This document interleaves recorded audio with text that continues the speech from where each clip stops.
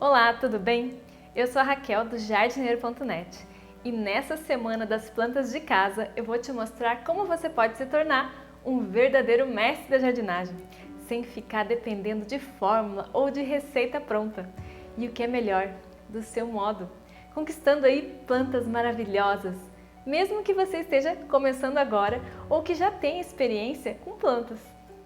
Me diz aí, tem coisa mais gostosa do que cultivar as próprias plantas, o próprio jardim? Aquela sensação de conseguir se superar, poder admirar as plantas todas floridas, todas lindas e ficar todo orgulhoso com as pessoas elogiando as suas plantas. Nossa, que linda essa sua planta! E você ainda poder dizer, fui eu que plantei, eu que cultivei, com aquele sorrisão no rosto. Mas sabe o que é ainda melhor do que isso? É você mesma entender sobre o cultivo das plantas, sem ficar dependendo das receitinhas prontas. Esses passo a passo que os gurus da jardinagem falam por aí. É você poder desenvolver e encontrar a sua própria jardinagem, o seu jeito de fazer as coisas. E você pode fazer isso através de um método simples. Um método onde você vai conseguir entender do que as suas plantas precisam e assim cuidar para que elas estejam sempre lindas, para que você tenha um jardim digno de elogios e consiga cultivar suculentas, orquídeas, samambaias, rosas e todas as plantas que você adora. Já pensou você poder ver florescer de novo aquela plantinha que nunca mais floriu? E você vai conseguir tudo isso, mesmo que hoje você sinta que não tem muito jeito com as plantas. Eu sei que agora isso pode soar como uma loucura. Como assim, Raquel? Ser um mestre da jardinagem? Como assim ser um verdadeiro dedo verde sem ter nascido com um talento especial? Eu também sei que você pode achar que isso é algo fora da realidade, que é coisa de internet. Mas acredita que se eu não tivesse atingido isso eu mesma e ajudado aí centenas de pessoas a conquistarem esse sonho, essa habilidade especial de cultivarem as plantas que elas quisessem com confiança e um jardim maravilhoso também, eu ficaria com o pé atrás. Eu também ia achar que era uma lorota das boas. Pessoas como a Ana Paula Vilela, que mesmo morando longe da sua terrinha natal, conseguiu se tornar uma jardineira de mão cheia e deu esse depoimento. Eu conheci a Raquel através das mídias mesmo, né? Eu já a conhecia pelo site jardineiro.net. Sempre gostei de plantas, né? Tô mostrando aqui um pedacinho aqui do meu quintal para vocês. Mudou a forma como eu trato as minhas plantas, a forma de adubar, de fertilizar, né? Porque antes era tudo de uma forma muito empírica. E muitas pessoas pensam que não tem jeito para planta, né? Para mexer com planta, mas isso é um equívoco, né? E isso vai deixar de ser um mistério, né? De ser difícil, porque não é difícil, é muito prazeroso. Para mim foi um divisor de águas, como eu já falei num vídeo anterior que eu fiz. Que legal, né? Ver essa transformação acontecendo. E olha, tem gente que me vê hoje e não acredita, mas isso aconteceu comigo também. Porque apesar de que hoje eu seja reconhecida aí na internet como uma referência quando se fala em jardinagem, ixi, gente, isso nem sempre foi assim. Ou você acha que eu já nasci sabendo cuidar de planta, que eu só tocava nelas e tcharam, elas ficavam lindas, cheias de folhas, cheias de flores. Que nada, eu era zero à esquerda, não fazia a menor ideia de como podar, de como adubar, eu não sabia nada mesmo. E eu ficava desacorçoada cada vez que eu comprava uma planta cara na floricultura, levava ela para casa e a coitada muitas vezes não durava uma semana. Ou então quando era uma planta mais rústica, assim, mais resistente, tipo uma orquídea, e ela ia definhando aos poucos e eu ia me sentindo, de mãos atadas, impotente e frustrada mesmo. Era triste, hein? Eu matava uma atrás da outra. Para você entender melhor, eu vou te falar como é que foi que a Ana Paula conseguiu e que eu também consegui. Afinal, se você não me conhece, precisa saber de onde é que eu saí, não é, gente? Então, desde que eu era menina, já faz tempo, hein? Eu tinha fascinação por plantas. Eu me lembro até uma vez que a minha mãe me levou junto numa floricultura lá em Porto Alegre. E eu devia ter uns 11 anos, mais ou menos. E eu lembro que a floricultura ela era uma casa toda de tijolinho à vista. E logo que a gente chegava, tinha um hall na entrada, bem grandão, bem amplo. E bem no meio daquela sala tinha uma mesa de madeira, toda linda.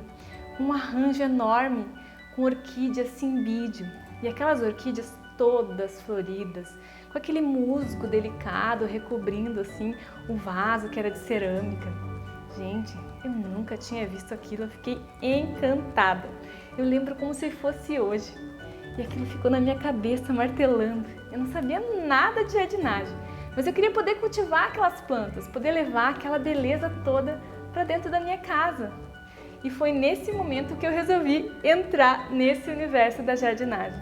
E eu comecei a incomodar minha mãe para comprar planta. E lógico, né, que eu queria aquelas plantas maravilhosas. Então eu iniciei por uma pequena coleção de orquídeas, num corredorzinho que tinha do lado da minha casa. A gente não tinha muito dinheiro, então eu comprava essas orquídeas que são mudinhas, sabe, pequenininhas. E a minha ideia é que elas iam crescer e florescer e eu ia ter lá a minha coleção maravilhosa. Mas sabe o que acontecia? Uma após a outra aparecia pinta preta, aparecia praga, elas iam amarelando e ao invés de crescer, elas iam ficando cada vez menores. E lentamente eu ia perdendo uma após a outra. E não pense que eu era um desastre só com orquídeas, não. Eu lembro de ter enchido a cabeça da minha mãe para comprar um brinco de princesa. Ai, gente, tadinho do brinco, não durou uma semana, ele secou inteirinho. A minha vontade era de chorar. Depois dessa, a minha mãe já nem comprava mais planta para mim. Já tinha desistido, mas capaz que eu ia desistir assim tão fácil. Eu precisava entender o que acontecia com as minhas plantas, gente. Não é possível que não tenha um segredo, alguma coisa que mude as coisas. E como eu não tinha dinheiro para comprar novas plantas, eu comecei a comprar sementes de flores. Enquanto a garotada colecionava figurinha, eu queria era pacotinho de semente. Olha só! Eu lembro bem de plantar sementinhas de flores diferentes. Eu achava que se eu colocasse na terra e molhasse, já ia resolver, né? Até aquelas bandejinhas para semear eu tinha conseguido algumas. Mas se você já tentou plantar sementes de flores, sabe que não é bem assim que funciona. Não é a bandeja que resolve. Às vezes, até nascia uma plantinha que outra, ou nascia outras coisas que não era aquilo que eu tinha plantado. Mas eu só descobria isso muito tempo depois. E quando nascia alguma coisa, muitas vezes aquelas mudinhas não iam para frente. Ai, gente, eu já estava cansada de matar planta, de tentar plantar semente e nada acontecer. Até que eu resolvi que pronto, já bastava. Agora eu ia entender de vez como plantar. Parei de ficar tentando só, eu comecei a estudar, sabe? Era livro atrás de livro, revista atrás de revista, curso disso, curso daquilo. E com certeza eu aprendi um monte de coisas.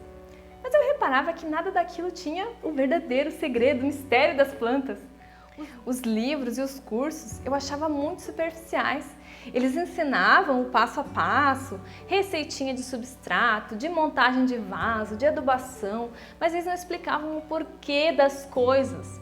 Só com eles eu não ia conseguir muito longe. Foi aí que eu resolvi fazer os meus testes, mas dessa vez eu levei a sério. Nada de comprar planta e ter a esperança de que ia dar certo.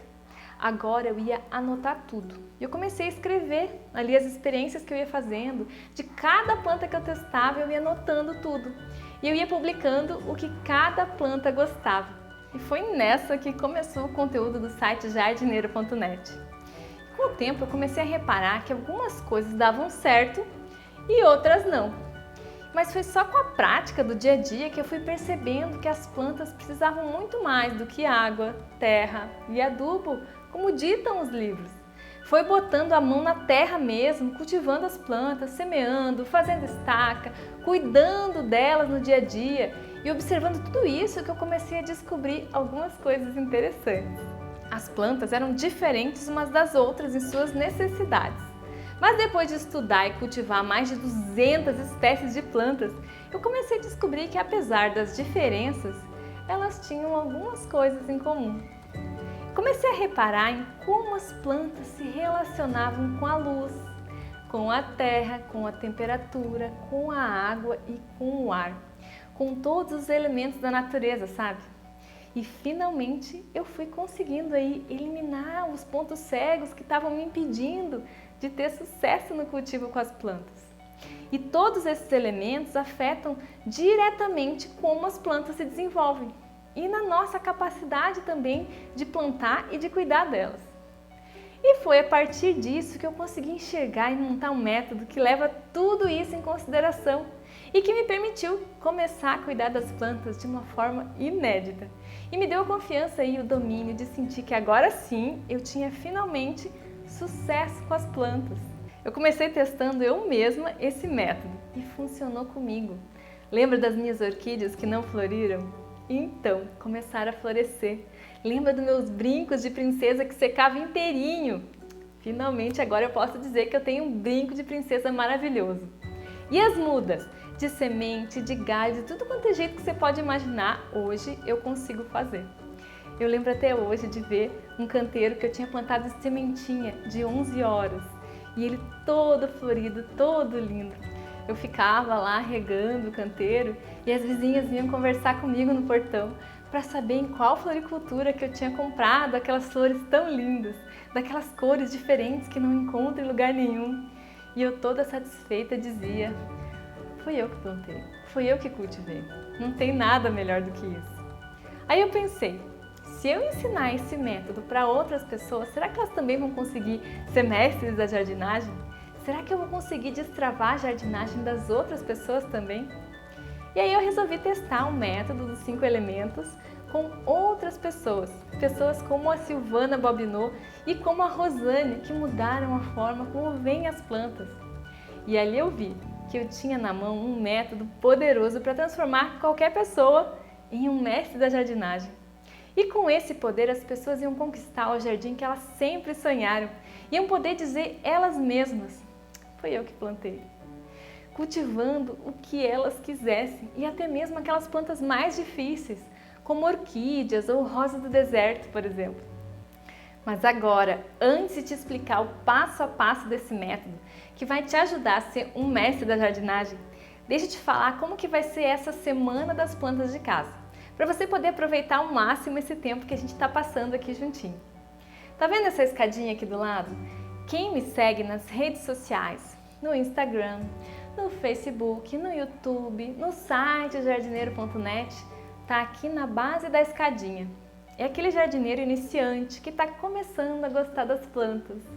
Depois vem o segundo estágio, de quem já baixou os meus e-books de jardim de vasos, de adubação orgânica, de rosa do deserto. Esses e-books são super valiosos e valem muito a pena a leitura. São completos e recheados de dicas para você melhorar muito a sua jardinagem.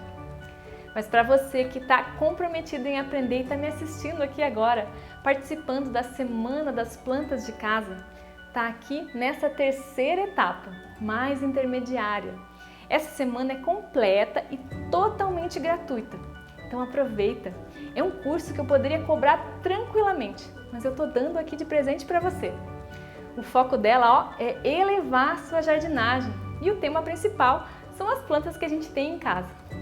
E no final dessa semana eu vou te apresentar o meu treinamento pago, a Formação Integral em Jardinagem, que é um treinamento mais profundo, mais avançado, para quem quer realmente ir mais além e se tornar aí um verdadeiro mestre da jardinagem. Esse treinamento eu abro vagas apenas umas poucas vezes por ano e você vai ter a oportunidade de se inscrever depois que acabar aqui a semana. Mas agora eu quero que você se dedique aqui, aproveita ao máximo a nossa semana, porque ela é completa e gratuita e logo logo ela vai sair do ar. E não vai ficar aqui para você ver depois, tá bom?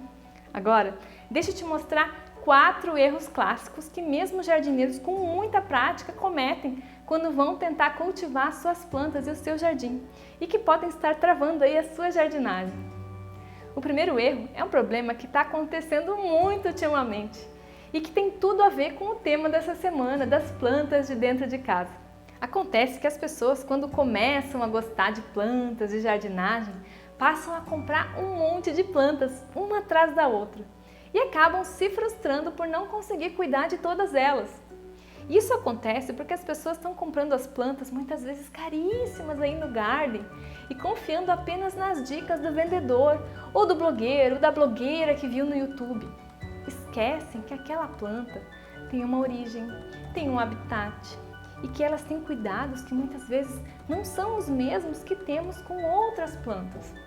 Então não é porque você teve sucesso aí com uma samambaia comum, por exemplo, que vai ter sucesso com uma super begônia da moda.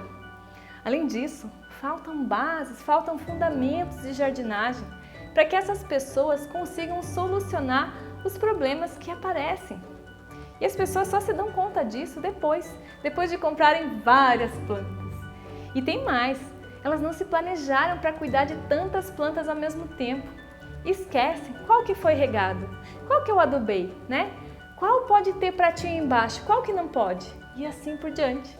A pessoa fica perdida num mar de plantas e muitas vezes pecam por excesso. Na ânsia de cuidar bem das plantas, não deixam faltar água, adubam demais, mexem demais nas plantas e elas começam a sentir, a definhar. É tipo quando a gente tenta equilibrar muitos pratos ao mesmo tempo, não dá certo. Então aquela planta maravilhosa que veio da floricultura começa a enfraquecer, algumas vezes de uma forma lenta, outras vezes bem rápido.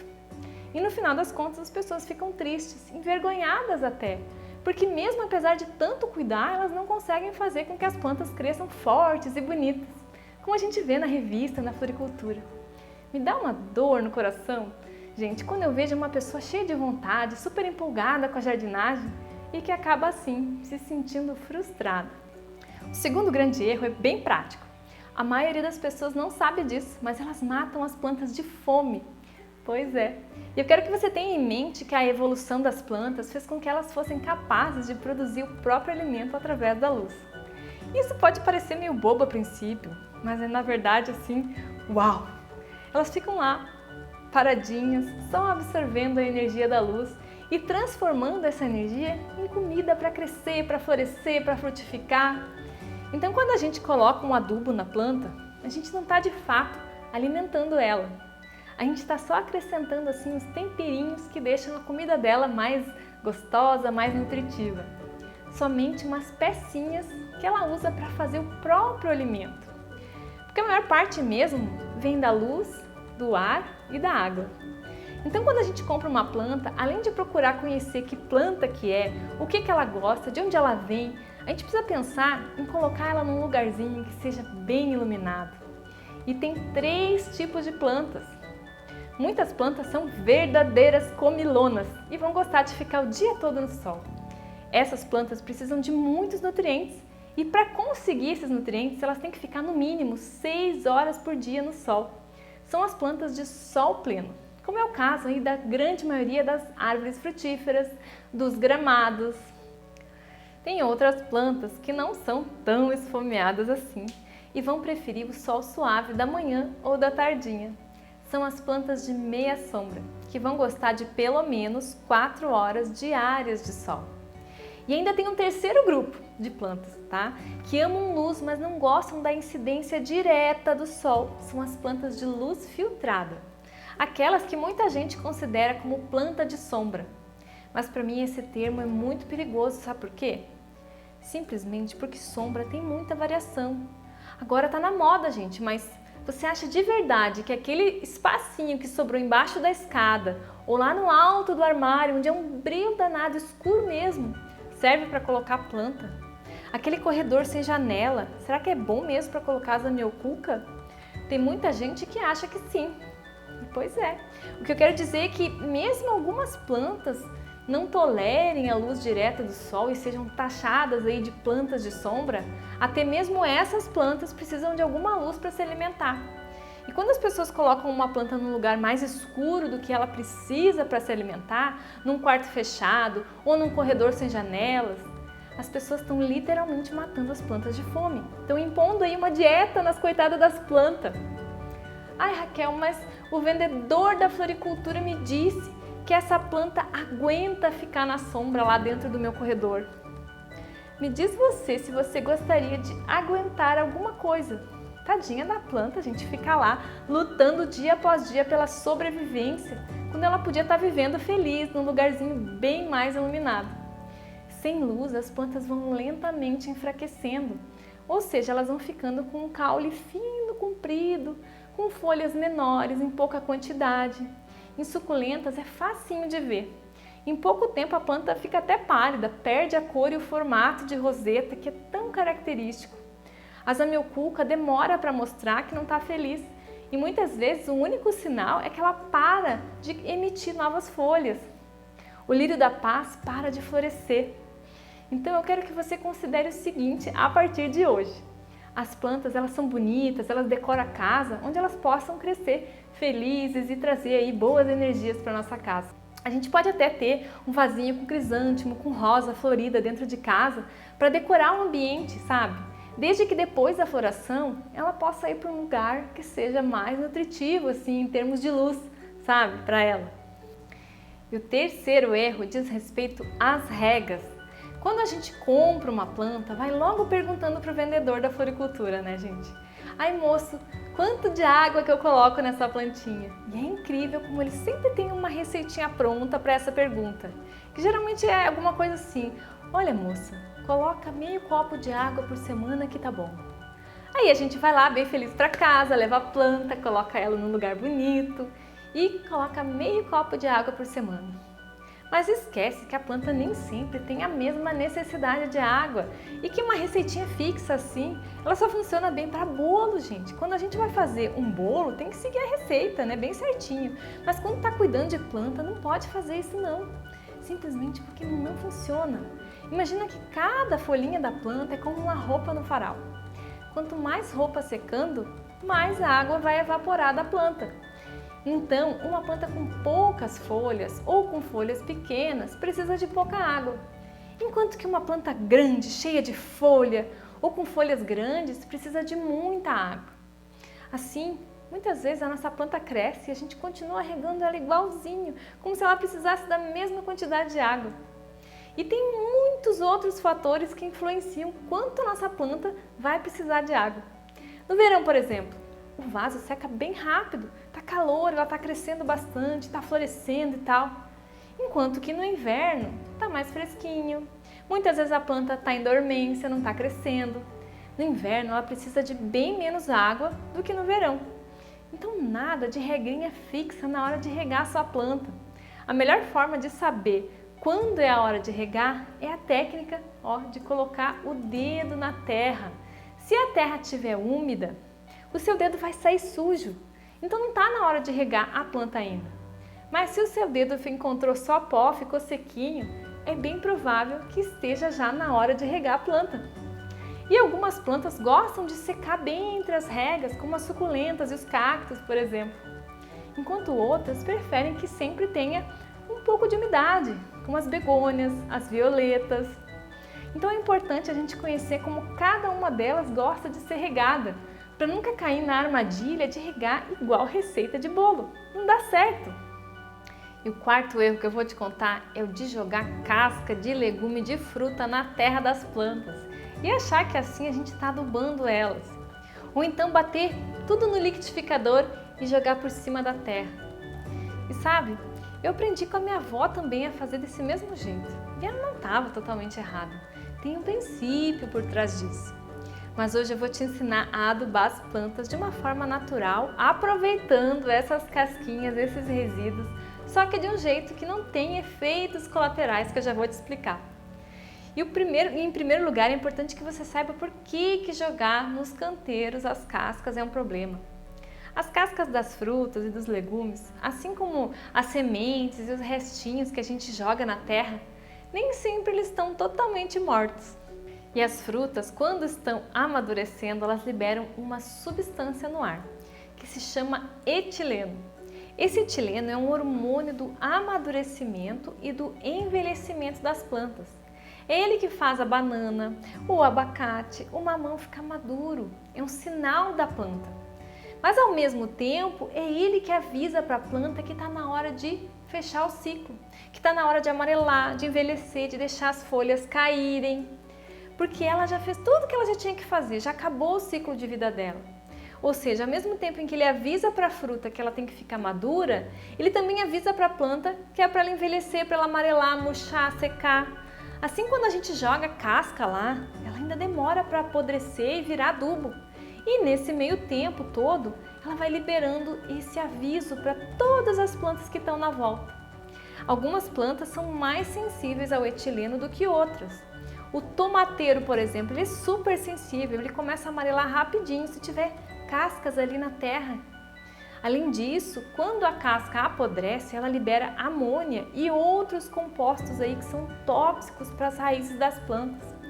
Essa casca também serve de alimento para fungos e bactérias que podem causar doenças nas plantas e atrai ainda um monte de bicho como mosca, lesma, tatuzinho e até mesmo ratos para o nosso jardim.